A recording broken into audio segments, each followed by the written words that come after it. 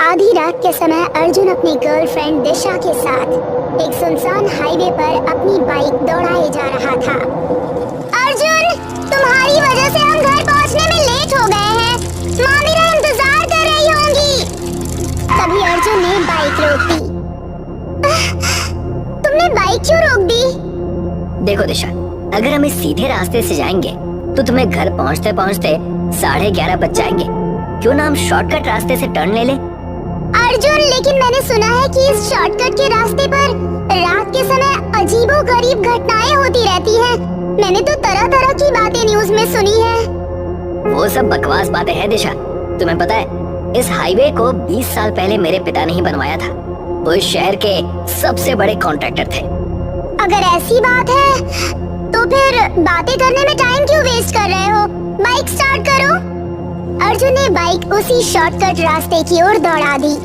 अर्जुन की बाइक उस रास्ते पर कुछ ही दूर चली थी कि अचानक एक काली परछाई अर्जुन की बाइक के सामने से बड़ी ही तेजी से गुजरकर अंधेरे में कहीं गुम हो गई।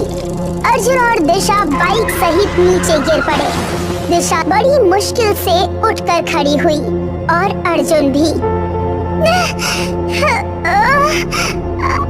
आखिर वो परछाई कौन थी? पता नहीं दिशा, आखिर वो थी कौन? लेकिन बाइक गिर कैसे गई? आप जल्दी चलो यहाँ से। मुझे नहीं पता दिशा, अचानक से वो परछाई मेरे सामने आ गई और बाइक का संतुलन बिगड़ गया। उसके बाद मुझे नहीं पता कि क्या हुआ। यहाँ सन्नाटे और वीराने के अलावा कुछ नहीं है। शुक्र मनाओ, इतनी जोर से गिरकर भी हम बाल बाल बच गए। तभी उन दोनों को एक घने बरगद के पेड़ के पास चमकती हुई बड़ी बड़ी 2 आंखें दिखाई दी। यहाँ से जितनी जल्दी हो सके चलो अर्जुन। तुम सही कहती हो दिशा, मुझे शॉर्टकट लेना ही नहीं चाहिए था। तभी देखते ही देखते बड़ी ही फुर्ती से वो आंखें उन दोनों के बेहद करीब आ गई। अर्जुन ने देखा कि उसका कद 7 फुट लंबा था। उसके बाल जमीन तक बिखरे हुए थे और काला स्याह चेहरा उसके चेहरे को और ज्यादा भयानक बना रहा था। वो अर्जुन को देखकर अजीब से अंदाज में एक भयावह हंसी हंसने लगी। अर्जुन और दिशा को कुछ भी होश नहीं रहा। कुछ देर बाद उसने देखा कि दिशा जमीन पर बेहोश पड़ी हुई थी। दिशा उठो, जल्दी उठो। क्या हुआ तुम्हें? हमें यहाँ से जल्दी निकलना है। उठो दिशा, उठो। अर्जुन, अर्जुन, मुझे बहुत डर लग रहा है। आखिर वो भयानक दिखने वाली औरत कौन थी? उसकी आंखें कितनी डरावनी थी। उसका चेहरा किसी पिशाचिनी की तरह लग रहा था। पता नहीं दिशा, आखिर वो क्या बला थी। इसका मतलब यहाँ के बारे में जो अफवाहें हैं वो सच है। वाकई इस हाईवे के पास कोई चुड़ैल टहलती रहती है। शायद वो वही चुड़ैल या डायन थी। मुझे बहुत डर लग रहा है अर्जुन। पता नहीं क्यों मुझे बड़ा अजीब सा लग रहा है। फिक्र मत करो दिशा, चलो हमें यहाँ से निकलना है। आसमान में काले बादल छा चुके थे। बाइक की हालत बहुत बुरी हो चुकी थी। वो चलने की हालत में तो बिल्कुल नहीं थी। अब हम क्या करें अर्जुन? हमें यहाँ से पैदल ही निकलना होगा।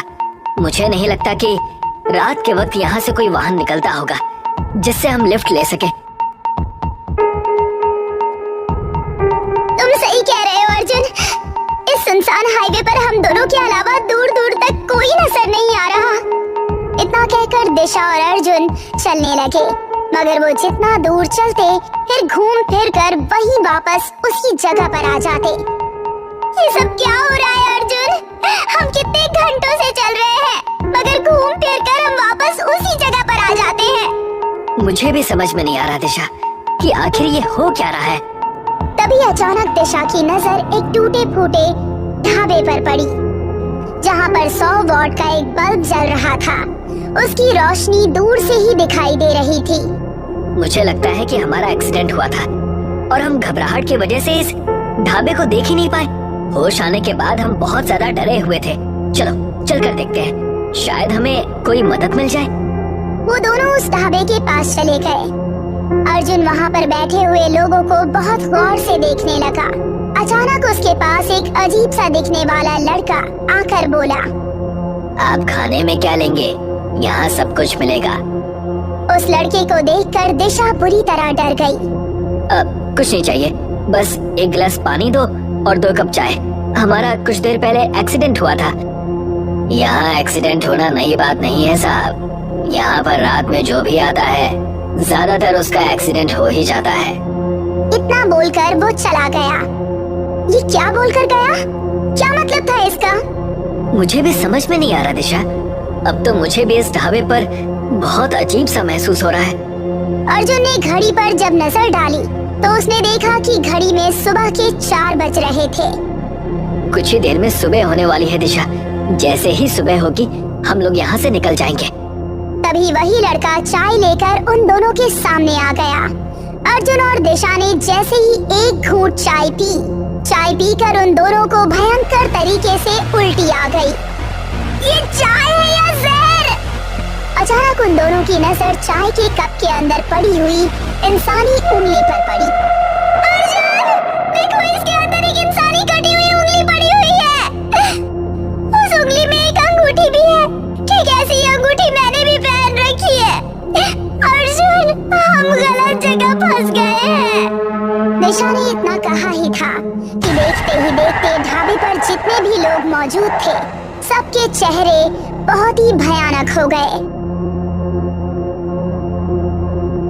तभी अचानक दिशा और अर्जुन को किसी औरत के गुर्राने की आवाज सुनाई दी। उन्होंने देखा कि वही औरत लाशों का मांस नोच नोच कर खाने लगी। ये तो वही पिशाचिनी है अर्जुन, जो हम दोनों को कुछ देर पहले मिली थी। आखिर ये किनकी लाशें खा रही है और ये भयानक दिखने वाले लोग कौन हैं? जैसे ही उन दोनों की नजरें उन लाशों पर पड़ी, दोनों के शरीर में डर की लहर दौड़ गई। वो दोनों लाशें किसी और की नहीं बल्कि उन्हीं दोनों की थी। अचानक वो पिशाचिनी उन दोनों की ओर देखकर भयानक हंसी हंसते हुए बोली,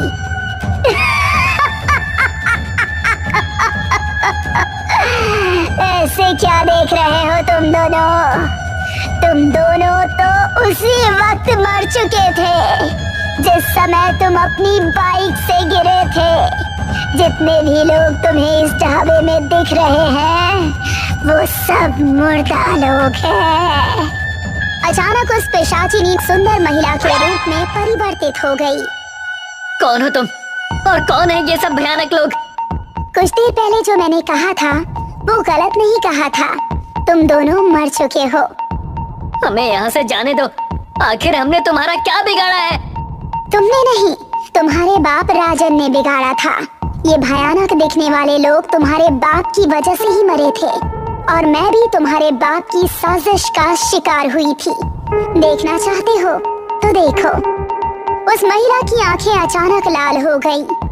अर्जुन और दिशा के ऊपर बेहोशी की अवस्था छा गई और उन दोनों की आंखों के सामने एक पुराना दृश्य चलने लगा। एक रोड के किनारे एक ढाबा बना हुआ था। उस ढाबे के अंदर राजन अपनी बिजनेस पार्टनर डॉली के साथ बैठा हुआ था। तुम्हारी ये बात गलत है राजन। तुम देश के लोगों की जान के साथ खिलवाड़ कर रहे हो। बकवास बंद करो डॉली। मत भूलो कि हमें इस कॉन्ट्रैक्ट से करोड़ों रुपए का फायदा हुआ है। अपना आधा हिस्सा लो और अमेरिका वापस लौट जाओ। नहीं, मैं तुम्हारी शिकायत पुलिस में करूंगी। मैं उन्हें बताऊंगी कि तुमने इस रोड को बनाने में घोटाला किया है। तुमने घटिया सीमेंट और घटिया बजरी का इस्तेमाल किया है। तुम्हें क्या लगता है डॉली कि तुम मेरी शिकायत करोगी और तुम बच जाओगी? तुम भी इस कॉन्ट्रैक्ट में मेरी बराबर पार्टनर हो। अगर मैं जेल गया तो जेल तुम भी जाओगी। इतना बोलकर राजन ढाबे से अपने साथी मनोज के साथ बाहर निकल आया। मुझे लगता है अगर इसने सच में पुलिस में कंप्लेन कर दी ना तो हम सबकी पूरी जिंदगी जेल में बीतेगी। तो तुम क्या चाहते हो? अगर आप कहें तो इस किस्से को यहीं खत्म कर देते हैं। डॉली मेम साहब की बातों को ढाबे पर और भी लोगों ने सुना है। वो सब भी हमारे लिए खतरा है। तो फिर एक काम करो मनोज, इस ढाबे को आग लगा दो और मार दो सबको यहीं पर। सब यही समझेंगे कि आग लगने की वजह से सब मारे गए और हम दोनों पर किसी को शक नहीं होगा। मनोज बड़ी ही फुर्ती से कार से पेट्रोल की 2 कैन ले आया और ढाबे पर छिड़कने लगा। ये तुम क्या कर रहे हो? कहीं तुम पागल तो नहीं हो गए? कुछ नहीं डॉली मैम साहब, वो क्या है ना कि आप जरूरत से ज्यादा देशभक्त हैं और देशभक्त लोगों के आगे शहीद लिखा होना अच्छा लगता है, मगर उसके लिए तो आपको मरना पड़ेगा। इतना कहकर मनोज ने लाइटर जला दी। देखते ही देखते वो ढाबा और वहाँ के लोग डॉली सहित जलकर राख हो गए। अचानक वो दृश्य दिशा और अर्जुन के सामने से चलना बंद हो गया। अब उनके सामने वही भयानक औरत खड़ी हुई थी। जिस रात तुम्हारे पिता ने मुझे और यहाँ ढाबे के लोगों को जलाया, वो अमावस्या की रात थी। इस घटना के 1 साल बाद तुम्हारे पिता और मनोज इसी रोड पर एक्सीडेंट में मारे गए। उन्हें मैंने ही मारा था। तुम्हारा बाप शॉर्टकट तरीके से जल्दी अमीर बनना चाहता था। जिंदगी में शॉर्टकट बहुत खतरनाक होता है। इतना कहकर वो भयानक औरत और बाकी सभी लोग गायब हो गए। दिशा और अर्जुन समझ गए कि वो दोनों वास्तव में मर चुके हैं। ये कहानी मननगढ़ की है। मननगढ़ के 3 रास्तों को चुड़ैल के 3 रास्ते बोला जाता है, क्योंकि यहाँ सूरज ढलते ही चुड़ैल तांडव किया करती थी। सूरज ढलने के बाद अगर इस 3 रास्ते पर कोई दिखाई दिया तो चुड़ैल उसे घसीट घसीट कर मार डालती।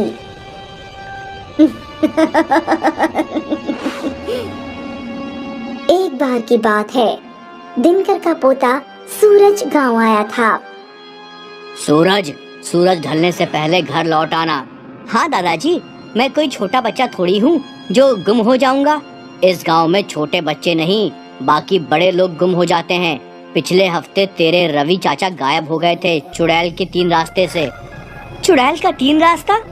हाँ, गांव के बाहर जो 3 रास्ता है वहाँ एक चुड़ैल रहती है जो सूरज ढलने के बाद वहाँ तांडव कर रही है। तांडव लोगों को दौड़ाती है, घसीटती है और फिर उनकी लाश 3 रास्ते पर छोड़ देती है। आज तक कोई ऐसा व्यक्ति नहीं है जो 3 रास्ते से जिंदा लौट कर आया हो। बाप रे! अब तो उस चुड़ैल का खौफ इतना बढ़ गया है कि सूरज ढलने के बाद कोई अपने घर से बाहर तक नहीं निकलता। तू समझदार है, शाम होने से पहले घर लौट आना। ठीक है दादाजी, मैं लौट आऊंगा। सारा दिन सूरज गांव घूमता रहा। वो उस 3 रास्ते पे भी गया जहां उसे अजीब महसूस होने लगा, पर सूरज ढलने से पहले बाकी गांव वालों की तरह वो भी घर लौट आया। अगला 1 हफ्ता सूरज ठीक समय पर घर लौट आता था। आज सूरज शहर जाने वाला था। तेरी बस शाम 5:30 बजे की है, ध्यान से बस पकड़ लेना और अगर बस छूट जाए तो घर वापस लौट आना। जी दादाजी। लगभग 5 बजे सूरज दादाजी के घर से निकला। रास्ते में उसका पैर एक गड्ढे में फंस गया। उसे पैर बाहर निकालने में काफी समय चला गया और तब तक उसकी बस चली गई थी। जब सूरज बस स्टैंड पे पहुंचा तो वहाँ एक लड़की खड़ी थी। क्या बस चली गई? नहीं, अभी तक लगता है बस लेट है। फिर ठीक है, मैंने तो सोचा था कि मैंने बस मिस कर दी है। तुम इस गांव के नहीं लगते, शहर से आए हो? हाँ, ये मेरे दादाजी का गांव है। कुछ दिन हुए उनके पास यहाँ मैं रहने आया हूँ। अच्छा है। तुमने चुड़ैल के बारे में नहीं सुना क्या? सुना तो है कि सूरज ढलते ही वो इस 3 रास्ते में आ जाती है और सभी लोगों को मार देती है, और वो भी तड़पा तड़पा के मारती है उन्हें। हाँ, मुझे तो चुड़ैल की पूरी कहानी पता है। अच्छा, तो बताओ मुझे चुड़ैल कौन है? काफी साल पहले एक लड़की थी, राधा। राधा गांव के बाहर काम करने जाया करती थी। उसे रोज आते जाते देर हो जाती थी। एक दिन कुछ लुटेरों ने अकेली राधा को इस 3 रास्ते पे देख लिया और उसके साथ बहुत बुरा किया। राधा ने खुद अपनी जान दे दी और तब से राधा चुड़ैल बन गई। ये सब तो मैं समझ गया, लेकिन वो भोले भाले गांव वालों को क्यों मारती है? वो मार रही है ताकि गांव वाले समझ सके कि इस 3 रास्ते पे कोई अकेला ना आए। वो चेतावनी दे रही है। चुड़ैल चाहती है कि इस 3 रास्ते पे हमेशा लोग रहे, ताकि किसी और राधा के साथ ऐसा हादसा ना हो सके। ये सब तुम्हें कैसे पता? सूरज के ये पूछते ही उस लड़की की मुस्कान बदल गई। वो हंसने लगी। क्योंकि मैं ही वो चुड़ैल हूँ। सूरज ढल गया था, लड़की चुड़ैल में बदल गई। चुड़ैल को देख सूरज डर गया और गांव की ओर भागने लगा। चुड़ैल उसके पीछे पीछे भाग रही थी। बचाओ, कोई बचाओ, मुझे बचाओ, बचाओ। सूरज भागते भागते अपने दादाजी के घर गया और जोर जोर से दरवाजा खटखटाने लगा। दादाजी दरवाजा खोलिए, मुझे बचाइए। अपने पोते की आवाज सुनकर दिनकर ने दरवाजा खोल दिया। सूरज अपने दादाजी को बता ही रहा था कि वो चुड़ैल दरवाजे पे आई और सूरज को घसीटते हुए ले जाने लगी। राधा, छोड़ दो मेरे पोते को, मैं तुझसे भीख मांग रहा हूँ। तेरे 3 रास्ते में मैं मंदिर बनवाऊंगा और शाम होते ही वहाँ भजन करता हुआ बैठा रहूंगा। जिंदगी भर ये वादा रहा मेरा, पर छोड़ दो उसे। पक्का करोगे? हाँ, मैं वादा करता हूँ। चुड़ैल ने सूरज को छोड़ दिया और वहाँ से चली गई। अगले दिन दिनकर अकेला 3 रास्ते पे गया। वहाँ देवी की मूर्ति रखी और जोर जोर से भजन गाने लगा। शाम होते ही चुड़ैल आई, पर दिनकर को वहाँ बैठा देखकर मुस्कुराकर गायब हो गई। उस दिन के बाद रोज दिनकर वहाँ बैठा रहता था। धीरे धीरे कई और लोगों ने दिनकर का साथ दिया। कुछ ही समय में उस 3 रास्ते वाले मंदिर में भक्तों की भीड़ रहने लगी। अब वो सुनसान रास्ता एक भीड़ भाड़ वाले इलाके में बदल गया था। मंदिर बनने के बाद किसी ने 3 रास्तों वाली चुड़ैल को नहीं देखा। इस बात को अब 40 साल बीत गए हैं। सूरज बूढ़ा हो चुका है, पर अभी भी जब वो चुड़ैल के बारे में सोचता है वो दहल जाता है। चुड़ैल के 3 रास्ता उसकी जिंदगी का सबसे खौफनाक हादसा था।